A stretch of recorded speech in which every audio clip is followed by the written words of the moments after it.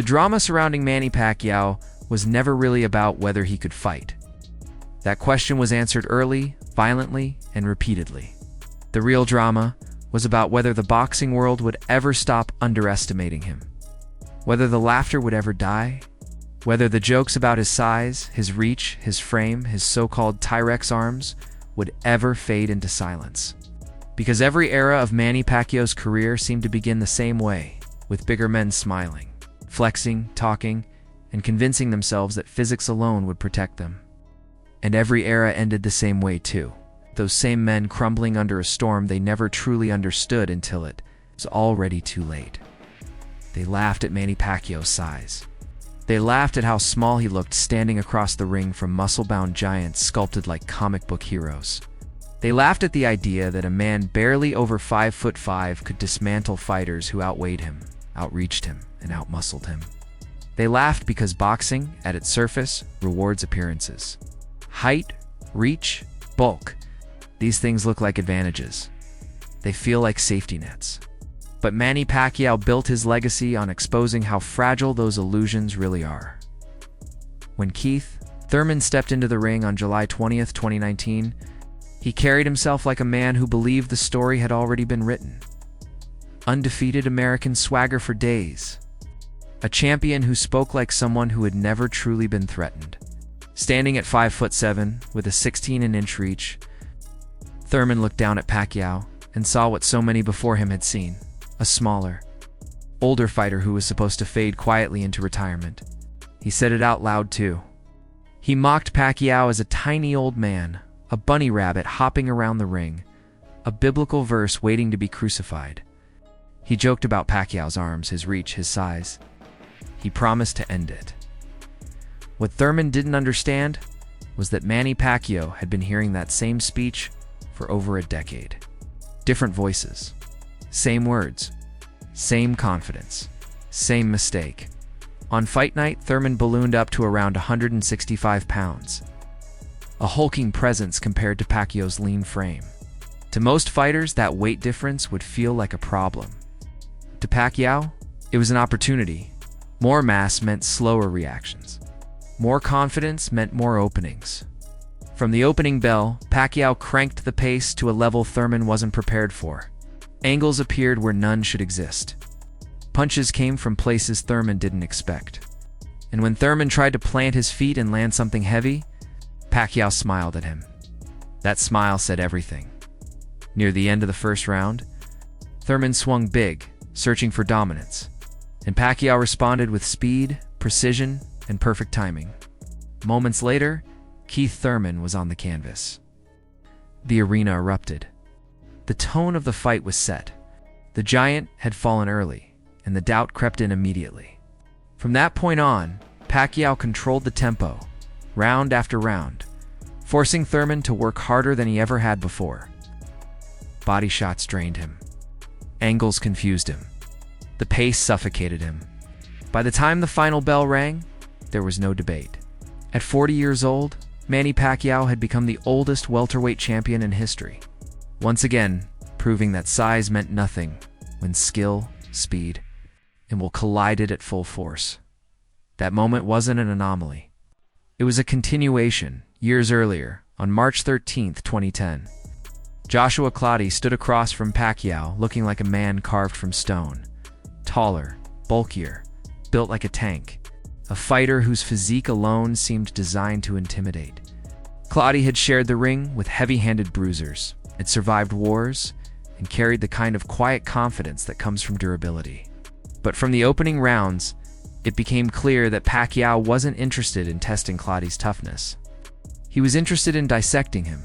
Pacquiao probed with sharp overhand rights, invited counters, set traps, and then exploded. 3-punch combinations slammed into Clottey's body again and again. The Filipino phenom turned the fight into a masterclass, controlling distance, rhythm, and timing with surgical precision.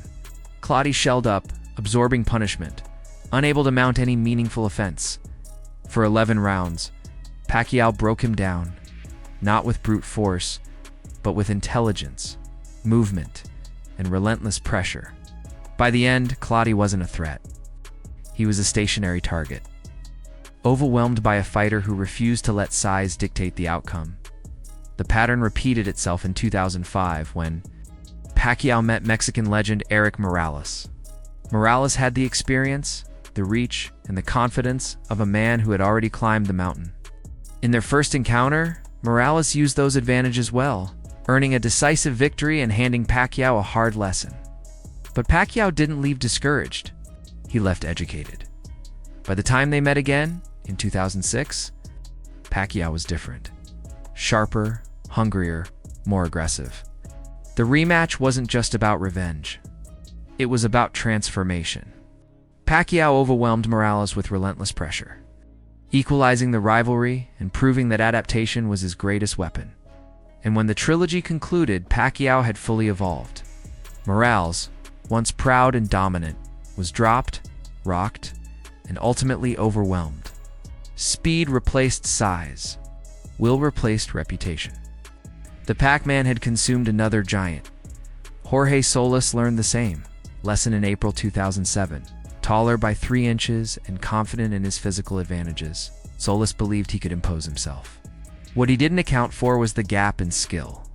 Pacquiao stalked him patiently, waited for the moment, and then detonated an uppercut that sent Solis crashing to the canvas. When Solis rose, it was only to fall again moments later.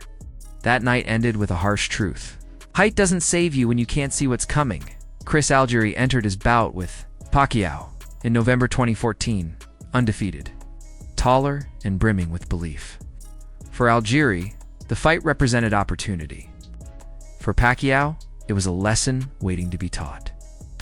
Over the course of the fight, Pacquiao sent Algieri to the canvas 6 times. 6 reminders that reach means nothing when you're flat on your back staring at the lights. The ring became a classroom, and Pacquiao taught every lesson with authority. Perhaps the most visually shocking dismantling came in December 2008 against Oscar de la Hoya. The Golden Boy was a global icon. Taller, heavier, and fresh off high-profile bouts. Many believe Pacquiao was venturing too far beyond his natural weight, stepping into danger he couldn't survive. De la Hoya chased him early, trying to impose his size, but Pacquiao slipped, weaved, and struck with surgical cruelty. Lightning-fast combinations bloodied De La Hoya's face, swelling his eyes, stripping him of confidence. By the 8th round, Oscar wanted no more. The corner stopped it. The giant had been humiliated, not by brute force, but by speed and precision delivered at a level he couldn't match. Antonio Margarito's beating was something darker. Margarito was larger, longer, and carried a controversial reputation into the fight. On paper, Pacquiao was severely outsized. In reality, Margarito walked into a nightmare. Manny broke him down systematically, carving up his face, swelling his eye until it grotesquely blocked his vision. Round after round, Pacquiao punished him, rearranging his features, exposing the limits of size without skill. Margarito stayed on his feet, but only barely. When it was over, the damage was severe. Physical proof of what happens when arrogance meets mastery. And then there was Ricky Hatton in May 2009. Hatton entered undefeated at light welterweight, a pressure fighter known for his aggression and knockout power. Pacquiao didn't just beat him, he erased him. From the opening round, Pacquiao countered Hatton's forward motion with pinpoint accuracy, dropping him twice before the round ended. In the second round, a single left hook ended everything. Hatton collapsed, unconscious, stretched across the canvas. The knockout echoed across the sport. It wasn't just a win. It was a statement. Across divisions, across years, across styles, Manny Pacquiao did the same thing again and again. He dismantled bigger men. He humbled cocky giants. He turned laughter into disbelief, disbelief into silence. His fists didn't just hurt opponents. They dismantled narratives. They destroyed the idea that boxing could be reduced to measurements and mass. Manny Pacquiao was never supposed to dominate like this.